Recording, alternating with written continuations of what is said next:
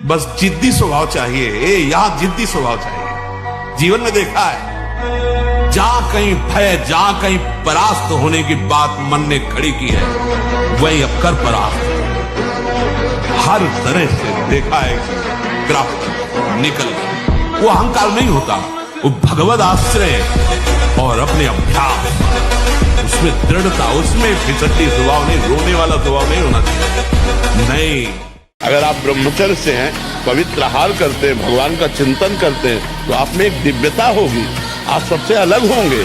पर आज समाज बातें नहीं समझ रहा, ये हिंसा करने से, पाप करने से कहीं कोई बलवान नहीं हो जाता है। ब्रह्मचर्य पालन करता है, रोग से लड़ने की सामर्थ्य आती है, शोक स्पर्श नहीं कर सकता, मोह पर विचार करने की सामर्थ्य आती, प्रमाद स्थिति नहीं रहती, अकर्मण्यता नहीं रहती, अकाल मृत्यु नहीं होती, ब्रह्मचारी कभी विचारों से दरिद्र नहीं होता है, चिंता नहीं होती, उसके हिंसात्मक वृत्ति नहीं होती, द्वेष नहीं होता, ईर्ष्या नहीं होती, अशांति नहीं होती। ब्रह्मचर्य समस्त दोषों का नाश कर देता है। क्या मुर्दे जैसा जीवन, जो इंद्री जैसा चाहे वैसा डाउन कर दे, जैसा चाहे वो हमें शोक दे दे, दुख दे। थोड़ा सा साहसी बनो, तुम भगवान के अंश हो, तुम कुछ भी कर सकते हो, कुछ भी, बुरा से बुरा, भला से भी भला। तो बुरा का परिणाम बुरा होता है, भला का परिणाम बड़ा होता है। तो आगे बढ़ो। सप्तम धातु वीर, एक मन शुद्ध सात्विक पौष्टिक अन्न के बाद एक बार के लिए तैयार होता है।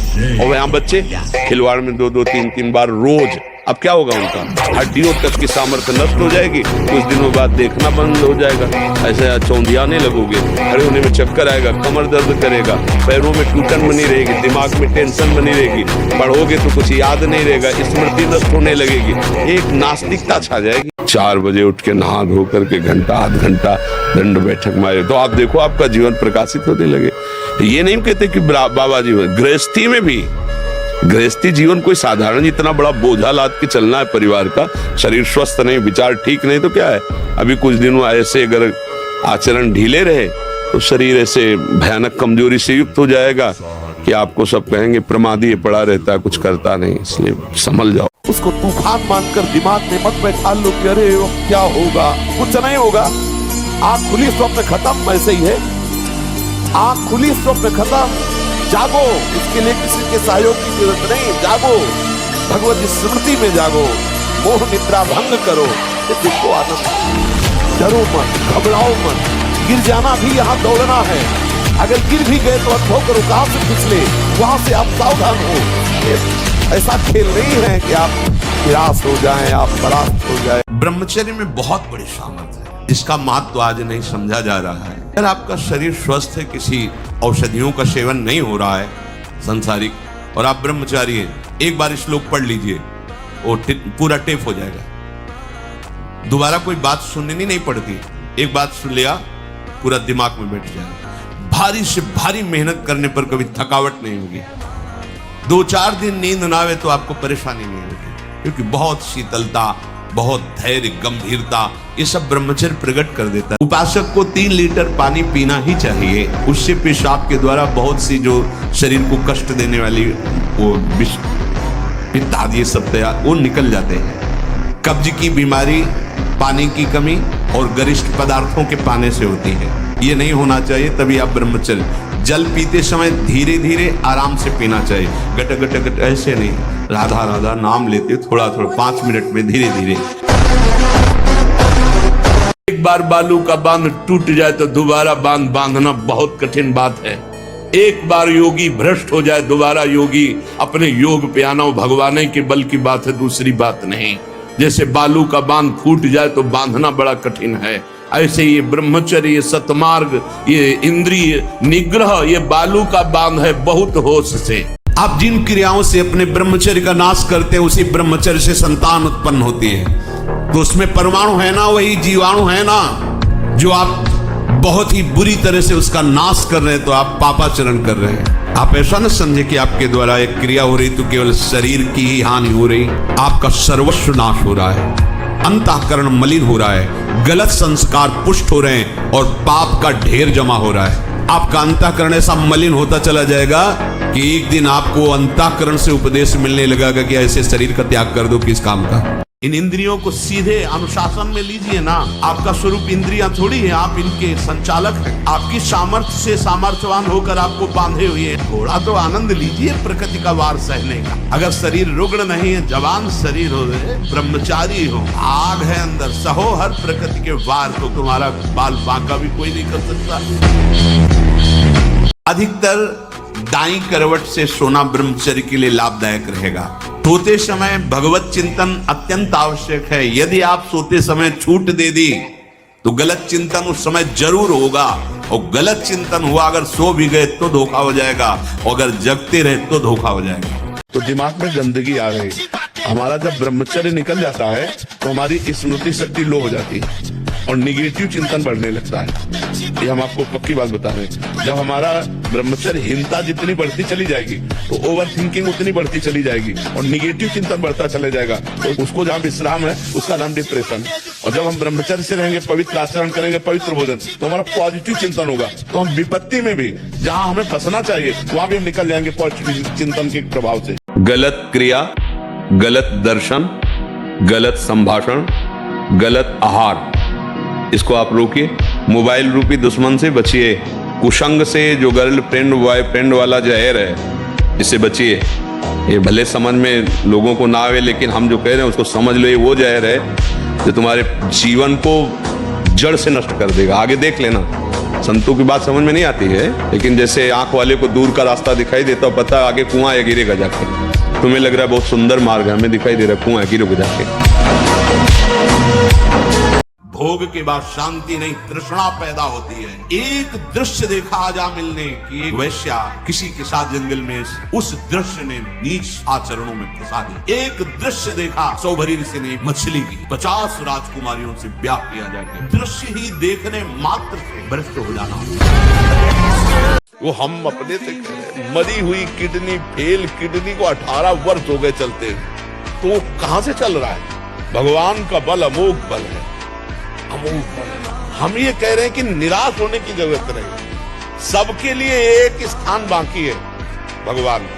जब सब जगह से हार जाला तो भगवान की शरण में हो जाना, देखना तुम जीत जाओ। वो कर तुम अकर तुम अन्यथा कर तुम है, हारना नहीं, कभी हारना नहीं। जो अपनी जीवन पद्धति को बदल नहीं पाया तो उपासना क्या कर रहा है? स्वभाव नहीं बदल पाया, आपकी रहनी नहीं बदल पाई, आपकी वाणी नहीं बदल पाई, आपका व्यवहार नहीं बदल पाया, तो क्या कर रहे हो? आपकी उपासना क्या हो रही? आपकी उपासना का परिणाम है आपका स्वभाव बदले। आपकी उपासना का परिणाम है आपके आचरण बदले। आपकी उपासना का प्रभाव है कि आपका चिंतन बदले। यदि ये नहीं बदल रहा तो उपासना क्या? और ब्रह्मचारी के नेत्र बोलते हैं। जैसे जंगली सिंह के नेत्र है, ऐसे ब्रह्मचारी के नेत्र, उसके नेत्र में पावर होता है, एक दबाव पक्ष होता है। वो जिस पर नेत्र डाले तो एक बार झुक जाए सामने वाले के लिए। ब्रह्मचर्य का ऐसा पावर है। देवलोक सहित समस्त देवता उसे नित्य नमस्कार करते हैं जो ब्रह्मचारी होता है।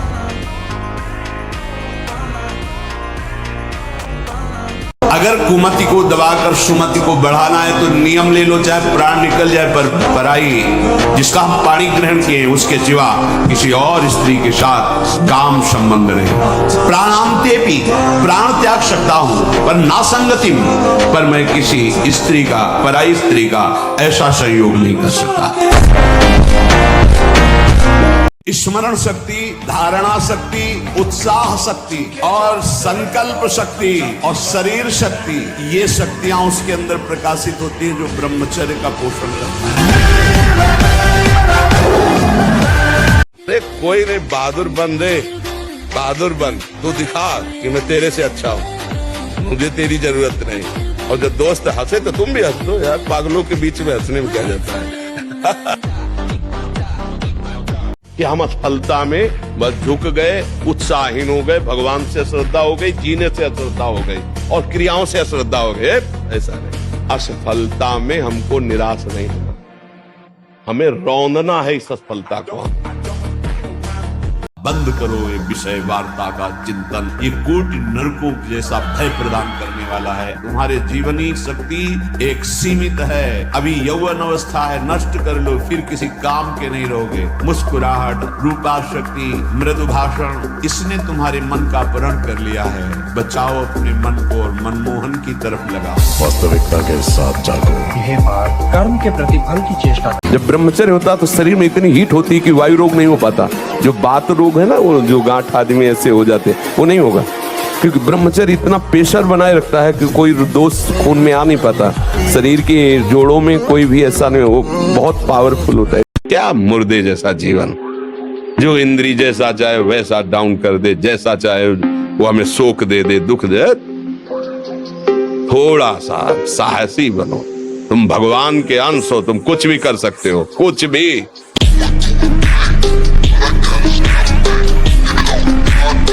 क्यों परेशान है? क्योंकि आंतरिक जो शक्ति सपोर्ट करने वाली, अब मन जिस विचार में फंसा देता है, बिना मतलब फंसाए, कोई भय नहीं, वो भय दे रहा है। कोई शोक का कारण नहीं, वो शोक दे रहा है, चिंता दे रहा है। किसी भी कार्य को करो, इतना संशय पैदा कर रहा है, पता नहीं काम सफल होगा कि नहीं सफल होगा, कहीं ऐसा तो नहीं हो जाएगा, कहीं ऐसा तो, वो अशांत रखता है। और जब ब्रह्मचर्य, ऐसा कैसे हो सकता है? जीवन एक पशुवत आचरण वाला हो जाता है और वो अपने को बड़ा सुखी समझने लगते हैं कि हमारे पास बड़ा वैभव है। लेकिन प्यारे, उस दिन को याद करो जिस दिन तुम्हारा आखिरी समय होगा। ना तुम्हारा फार्म हाउस जाएगा, ना महल तुम्हारा जाएगा, ना बैंक बैलेंस जाएगा, ना कोई व्यक्ति, और ना ये शरीर। अब तुम्हारे कर्म तुमको भोगवाएंगे। उस समय की कौन याद करता है? अगर उस समय की याद हो तो भय लग जाए कि नहीं नहीं, पाप नहीं करूंगा, क्योंकि जाना है यहां से। अच्छा, कब जाना कुछ पता नहीं, किसी भी समय ट्रांसफर हो सकता है इस शरीर से। तो हमें लगता है धर्म पूर्वक जीवन जीना चाहिए। और ऐसे डॉक्टरों से न मिले, वो बेचारे क्या जाने डॉक्टर, जो खुद भोगी हैं, जिनका लक्ष्य केवल है रसेंद्री जनेंद्री को तृप्त करना। आप कहो आज की हमारी साइंस ऐसी कहती है। अगर साइंस कहती है तो हजारों कमेंट हैं, आप पढ़ के देख लीजिए, जिनमें कह रहे हैं कि मैं आत्महत्या कर लूं। 12 वर्ष की अवस्था से लेकर आज तक हस्त मैथुन किया, मेरी दुर्दशा हो गई, मुझे उपाय बताओ। नहीं, मन कहता है आत्महत्या। मिलाओ साइंस वाले को कि इसको संभाल। 50 ऐसे हैं जो आत्महत्या के लिए तैयार है, आप नहीं समझ पा रहे हैं। इतना दृढ़ निश्चय करना है कि मैं मृत्यु को स्वीकार कर सकता हूँ, पर गलत आचरण स्वीकार नहीं कर सकता। मृत्यु आवे, मुझे मार जाए, वो स्वीकार है, लेकिन मैं गलत आचरण नहीं कर सकता, धर्म विरुद्ध नहीं चल सकता। हर भोग के बाद अशांति, तृष्णा, घृणा, ये चीजें हैं। इसमें नहीं, उसमें, उसमें नहीं, उसमें भागते घूम रहे, कभी हमें तृप्ति नहीं हुई। तृप्ति तब होगी जब भगवान के चरणों का चिंतन करेंगे, सत्य से चलेंगे, परोपकार करेंगे, परहित करेंगे, तो हमारा हृदय आनंदित हो जाएगा। तो जो ब्रह्मचर्य पालन करता है, रोग से लड़ने की सामर्थ्य आती है, शोक स्पर्श नहीं कर सकता, मोह पर विचार करने की सामर्थ्य आती, प्रमाद स्थिति नहीं रहती, अकर्मण्यता नहीं रहती, अकाल मृत्यु नहीं होती। ब्रह्मचारी कभी विचारों से दरिद्र नहीं होता है, चिंता नहीं होती, उसके हिंसात्मक वृत्ति नहीं होती, द्वेष नहीं होता, ईर्ष्या नहीं होती, अशांति नहीं होती। ब्रह्मचर्य समस्त दोषों का नाश कर देता है।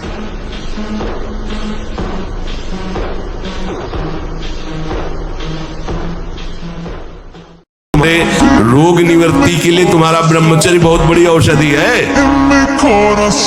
मान लीजिए कोई भी रोग तुम्हें परास्त नहीं कर सकता। तमोगुण, रजोगुण का विकार, काम, क्रोध, लोभ, मोह, मत्सर, अभिमान, इन शत्रुओं को पराजित करने के लिए, आत्मानंद में स्वराज्य पर स्थित होने के लिए इंद्रियों का संयम, ब्रह्मचर्य अत्यंत आवश्यक है। ब्रह्मचर्य का विमल प्रताप प्रकट होता है, वीरवान बलवान होता है, विद्वान होता है, तपस्वी होता है। ब्रह्मचर्य में अलौकिक अमानुषिक शक्ति जागृत हो जाती है।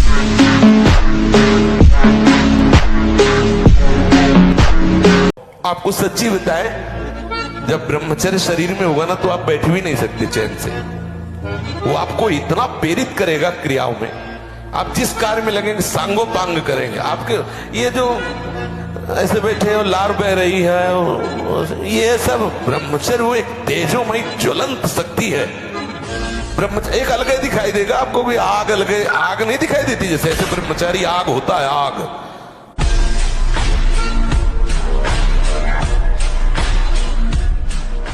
जैसे स्वप्न में लाठी चलती है, कुछ नहीं होता है, पर पीड़ा होती है कि नहीं होती स्वप्न के समय। स्वप्न के समय अगर लाठी चलावे तो वैसा ही लगती है, नहीं? स्वप्न में अगर हम डूब रहे हैं तो वैसे डूब रहे, स्वप्न में अगर पिटाई शुरू है या कोई गला काटने जा रहा तो वैसा ही बह लग रहा है, और है कुछ नहीं। अब बताओ उसको कैसे बचाया जाए? एक उपाय है कि उसको जगा दो। ऐसे ही हम सब मोह निद्रा में सब सो रहे हैं, ये पत्नी है, लड़का है, बच्चा है, रुपया है, पैसा है, ये कर लिया, ये कर लूंगा, ये कमा लिया, ये कमा लूंगा, ये जमा कर लिया, ये जमा कर लूंगा, और सोचते सोचते मर गए, कुछ नहीं कर पाए जो करने आए थे।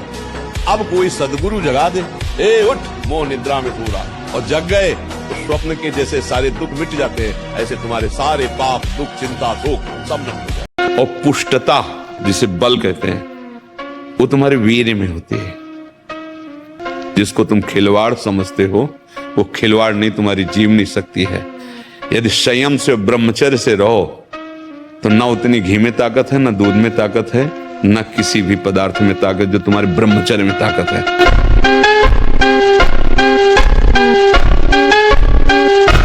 कम से कम 1500 दंड बैठक मारी, फिर 2, 4, 6 घंटे पद्मासन सिद्धासन में नस नाड़ी एकदम शुद्ध, तब वो ब्रह्मचर्य लगना चाहिए कि ब्रह्मचारी जा रहा है? ये पानी से शुद्ध हो जाओगे, पानी से केवल जैसा घी लगता है सब पानी लगेगा। प्राणवायु का संशोधन करके प्राणायाम कह नहीं रहा है, हफ्ता भर भोजन नहीं मिला, गंगा जल से काम चलता रहा। क्या मुर्दे। आप थोड़े दिन ब्रह्मचर्य रह के देखिए, जब तक आपके जीवन में ब्रह्मचर्य का संयम नहीं होगा तब तक आपको भगवदानंद की प्राप्ति हो नहीं सकती। महादेव जी कहते हैं ब्रह्मचर्य अर्थात वीर्य धारण करना महान उत्कृष्ट तप है, भगवत प्रसन्नता का प्रधान हित है। इससे बढ़कर कोई तपश्चर्या तीनों लोकों में प्रसिद्ध नहीं है। जो ऊर्ध्वरेता अखंड ब्रह्मचारी है वो पुरुष नहीं, वो साक्षात भगवत स्वरूप महादेव है। तुम्हें कोई ब्रह्मचारी बना सके ऐसी कोई औषधि नहीं। एकमात्र मन को प्रभु में लगाकर नाम जप करो, और जो संयम बताया जा रहा है वैसा करो, सब ठीक हो जाएगा, सब ठीक हो जाएगा। तुम समर्थ बन जाओगे अपनी इंद्रियों को रोकने के लिए। मन, प्राण तथा ये ब्रह्मचर्य, ये तीनों एक ही है। जिसका ब्रह्मचर्य ठीक रहे ये स्थूल प्राण होने लगते हैं। पहचान है ऐसे भैंसे की जैसे श्वास निकलती है, जब सोते तो बड़े भारी ऐसे घोटे शोरगुल होता है, स्थूल प्राणों का लक्षण है। जिसका ब्रह्मचर्य ठीक, उसके प्राण सूक्ष्म हो जाते हैं और मन शांत होने लगता है। जब हम ब्रह्मचर्य से रहते हैं, भजन करते हैं, मान लो गृहस्थी में भगवान कश्यप जी 10,000 वर्ष तक ब्रह्मचर्य रहे, फिर उन्होंने माता विनता के गर्भ में जानते हो कौन पैदा हो? भगवान गरुड़ जी पैदा हो। कितने बलशाली, भगवान के वाहन, पूरे विश्व ब्रह्मांड को अपने एक पंखे में रख के उड़ सकते हैं। 10,000 वर्ष भजन किया, गरुड़ जी पैदा। 2-4-10 माला चला लेना, घंटा 2 घंटा साधना कर लेना, और इसके बाद विषयों का बैलेंस बनाकर मन को थामे रहना, ये चलता रहता है। लेकिन मन को निर्विषय करके सच्चिदानंद में एकाकार बुद्धि तदाकार तन्मयता, लाखों भक्तों में कोई एक, लाखों साधकों में कोई एक, कि जिसका चरित्र पवित्र होता है और जो अध्यात्मवान होता है, अध्यात्म से जुड़ा होता है, वो कहीं भी परास्त भी हो जाए तो विजय को प्राप्त होता है।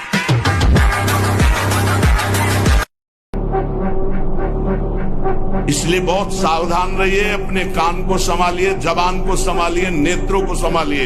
इन 3 से ही साधना बनती है और बिगड़ती है। नेत्र गलत देखेंगे, जबान गलत बोलेगी, कान गलत सुनेंगे तो आपका गलत चिंतन होगा, गलत क्रियाएं होंगी। और आप सत्य सुनोगे तो सत्य भगवान की प्राप्ति कराता है।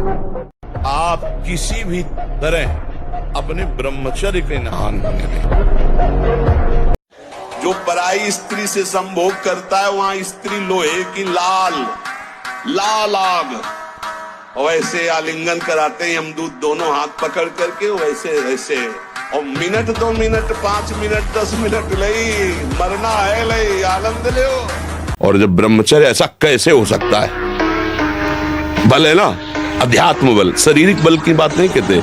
ऐसा कैसे हो सकता है? यदि एक बार ऐसा हुआ तो 1000 बार मैं प्रयास करूंगा और इस पर विजय। वो मतलब एक जिद्दी स्वभाव, एक निष्ठा, उसी से आती है, उसी से। पहले खेती जोतते थे ना किसान, एक फार वाला होता था और पूरे खेत को उसी से जोतला है, बलवान होते। 2 लीटर मठा और 8 रोटी पाए, बैल की जैसी ताकत। अगर बैल को नाक पकड़ के रोक ले तो वो वही खड़ा हो जाए।